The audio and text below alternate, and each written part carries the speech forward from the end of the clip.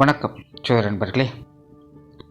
2025 புத்தாண்டு வருட லக்ன பலன்கள் ஏற்கனவே நம்ம சேனலில் 12 ராசிக்குமான 2025 வருடத்தினுடைய ராசி பலன்கள் போட்டிருக்கோம். பார்க்காதவங்க மறக்காமல் செக் பண்ணி பாருங்கள். அண்ட் இந்த 2025 வருடம் பொதுவான வகையில் எப்படி இருக்கும் அப்படிங்கிறத பற்றியும் ஒரு வீடியோ போட்டிருக்கோம்.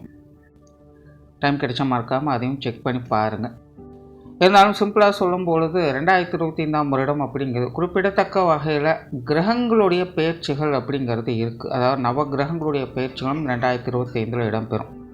குறிப்பாக இந்த வருட கிரகங்கள் என்று சொல்லக்கூடிய குரு, சனி மற்றும் ராகு கேதுக்களுடைய பயிற்சிகள் ஒன்றன் பின் ஒன்றாக ஒரு 1.5 மாத காலங்களுக்குள்ளேயே நடைபெறுது.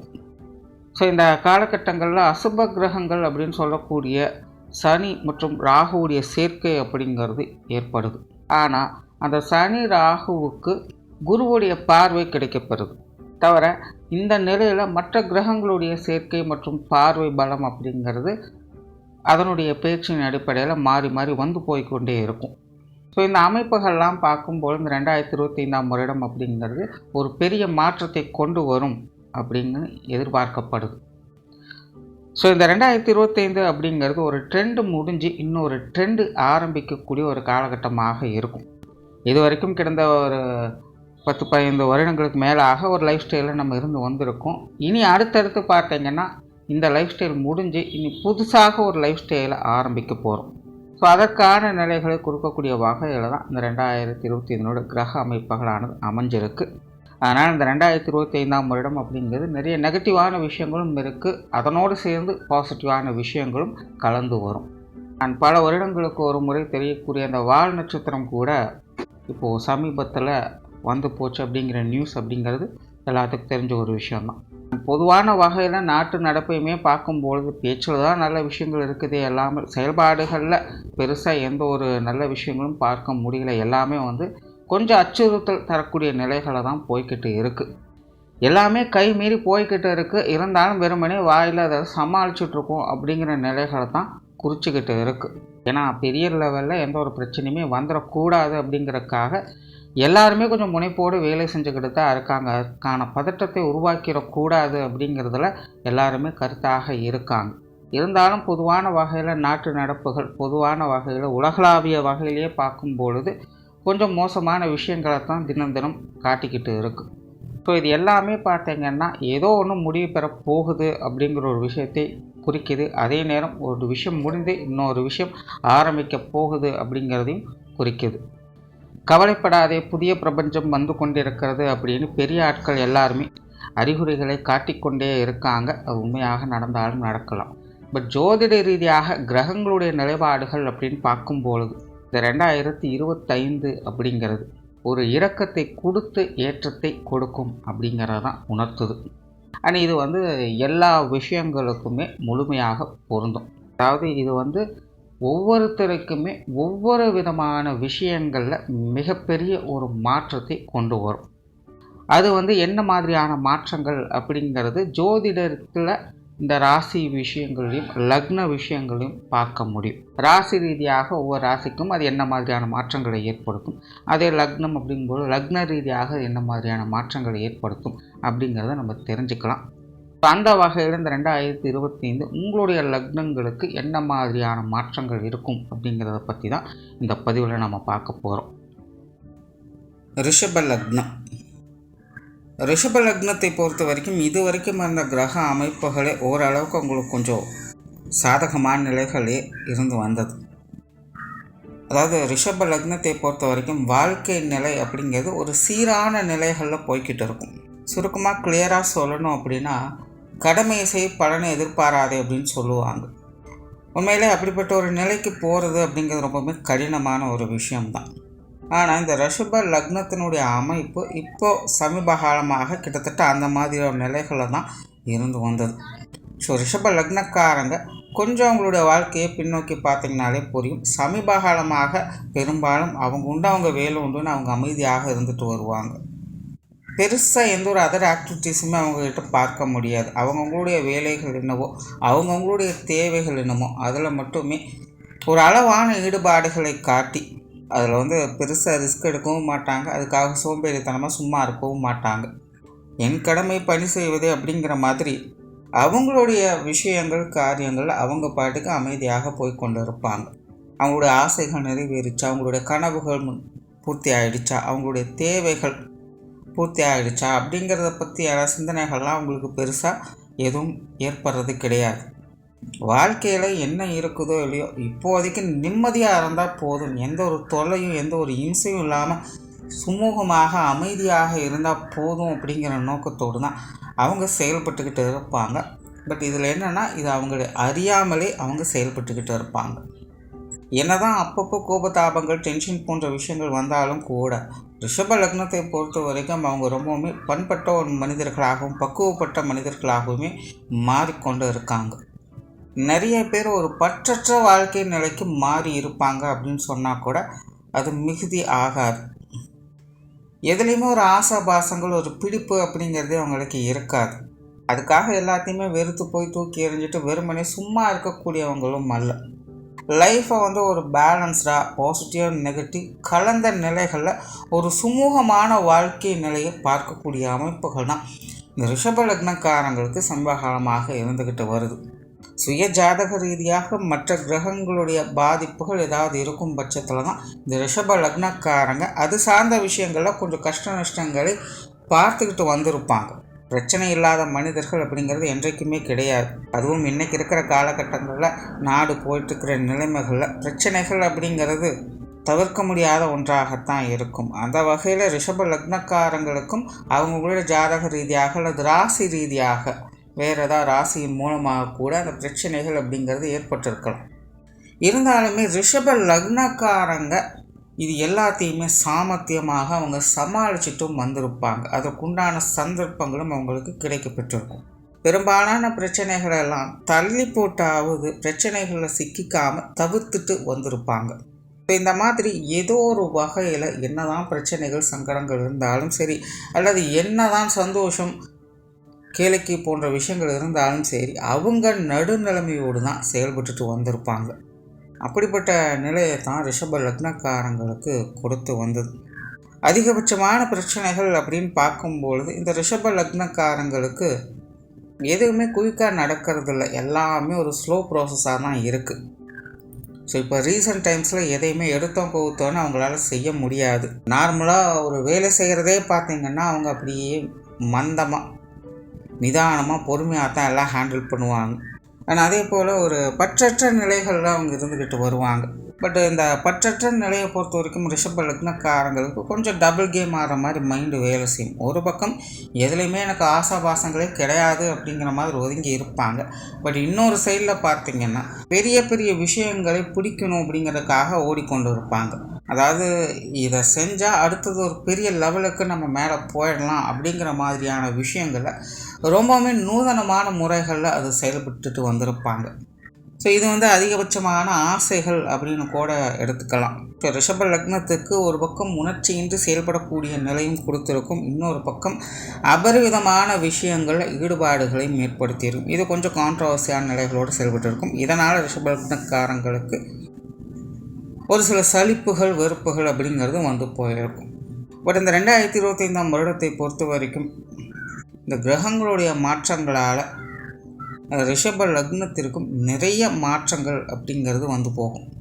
அதில் குறிப்பாக சொல்லணும்னா அந்த தொழில் வேலை உத்தியோக ரீதியாக இருந்து வந்த பிரச்சனைகள் சங்கடங்கள் போன்ற விஷயங்கள் இனி உங்களுக்கு மாற ஆரம்பிக்கும். குறிப்பாக இனி அடுத்தடுத்து வரக்கூடிய காலகட்டங்களில் ரிஷப லக்னக்காரங்க இந்த தொழில் வேலை உத்தியோகம் சார்ந்த விஷயங்களில் அதிக முனைப்போடு செயல்பட்டு வர செய்வாங்க. இது சார்ந்த விஷயங்களில் உங்களுக்கு எதிர்பார்ப்புகள் அப்படிங்கிறது அதிகரிக்கவே கூடும். முதல்லலாம் நீங்கள் சும்மாவே இருந்திருக்கலாம், இல்லை அப்புறம் செஞ்சுக்கலாம் அப்படின்னு தள்ளி போட்டு வந்திருக்கலாம். பட் இனி பார்த்திங்கன்னா எல்லாமே உடனுக்குடனே செஞ்சு ஆகணும் அப்படிங்கிற ஒரு ஆர்வ மிகுதியால் எல்லா விஷயங்களும் செய்ய ஆரம்பிப்பீங்க. உங்களுக்குன்னே ஒரு தனிப்பட்ட விருப்பம் அப்படிங்கிறது இது சார்ந்த விஷயங்களில் அதிகரிக்க செய்யும். ரொம்பவுமே நுட்பமான முறையில் செயல்பட ஆரம்பிப்பீங்க. நிறைய யுக்திகளை கையாள்வீங்க. தொழில் வேலை உத்தியோக நிமித்தமாக புதிய விஷயங்கள் மற்றும் புதிய காரியங்கள் வகையில் சாதகமான அமைப்புகளை எதிர்பார்க்க முடியும். ஆல்ரெடி ரிஷப லக்னக்காரங்களுக்கு இந்த தொழில் வேலை உத்தியோகம் சார்ந்த விஷயங்கள் ஒரு சீரான நிலைகளில் போய்கிட்டு இருக்கும். ஒரு சிலருக்கு இந்த தொழில் வேலை உத்தியோகத்தில் சில மாற்றங்கள் அப்படிங்கிறது கூட நிறைய பேருக்கு இடமாற்றங்கள் போன்ற விஷயங்கள்லாம் ஏற்பட்டு இருக்கும். பட் இருந்தாலுமே அதெல்லாம் பெருசாக பலன் கொடுக்கல, எப்பவும் போல தான் இருந்துக்கிட்டு இருக்குது அப்படிங்கிற சூழ்நிலைகளை தான் கொடுத்து வந்திருக்கும். இனி வரக்கூடிய காலங்களில் உங்களுடைய தொழில் வேலை உத்தியோக ரீதியான மாற்றங்களை உங்களால் கண்கூடாக பார்க்க முடியும்.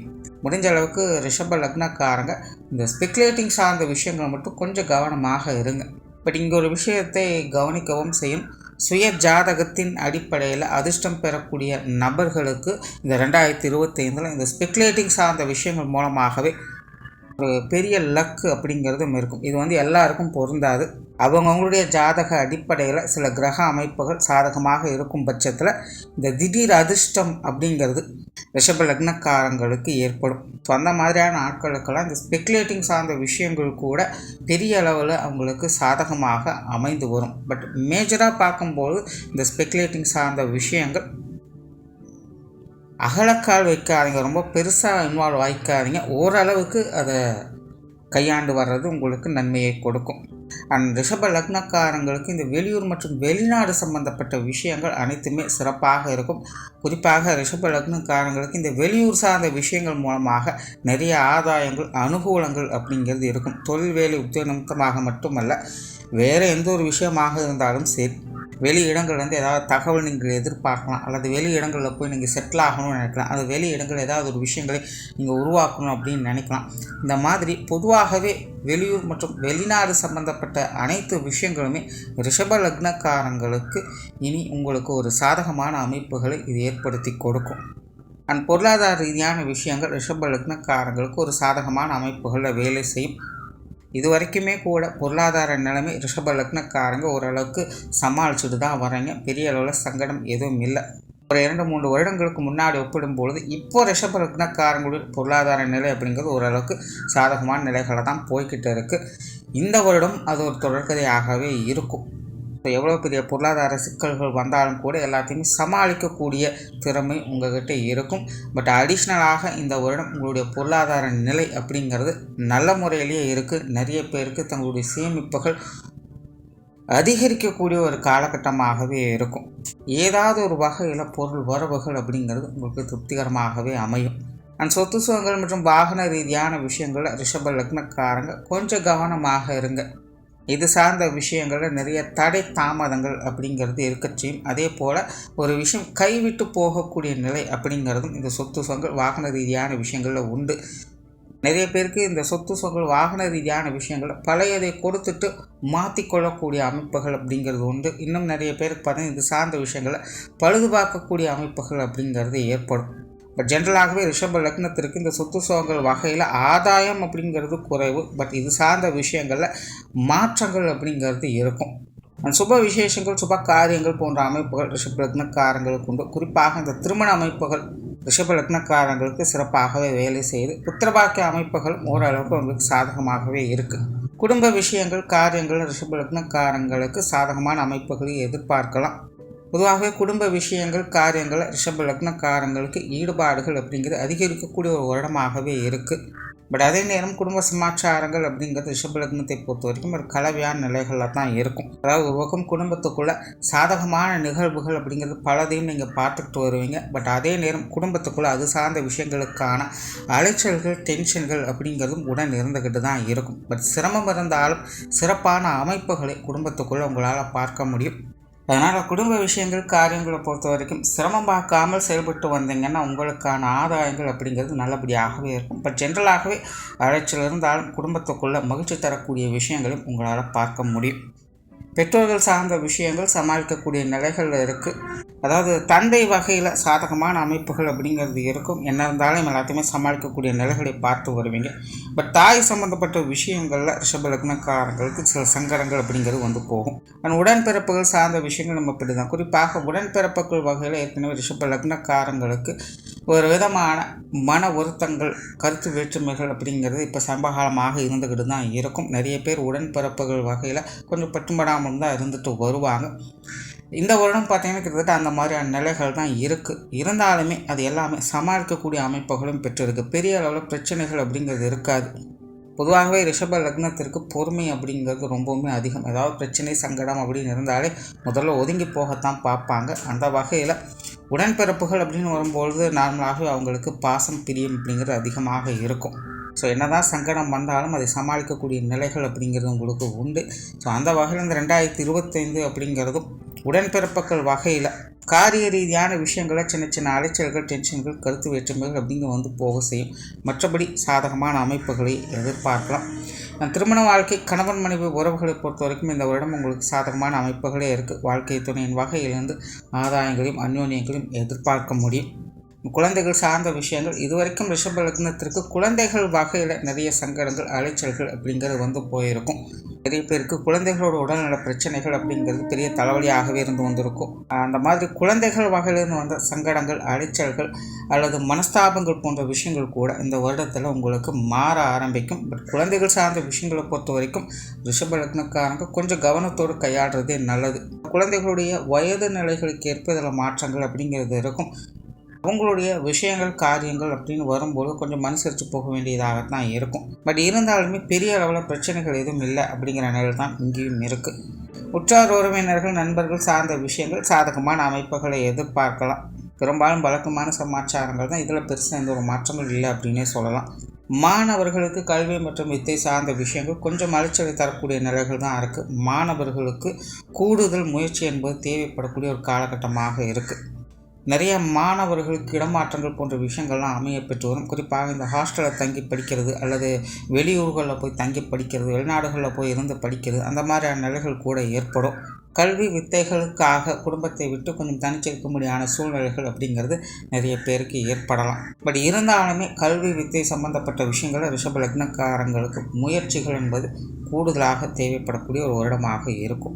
ஸோ ஓவராலாக ரிஷப லக்னத்தை பொறுத்த வரைக்கும் 2025 வருடம் பெரும்பாலான மாற்றங்கள் அவங்க சமாளிக்கக்கூடிய நிலைகளிலேயே இருக்கும். வழக்கமான ஒரு சீரான வாழ்க்கை நிலையை பார்க்க முடியும். நன்றி, வணக்கம், வாழ்க வளமுடன்.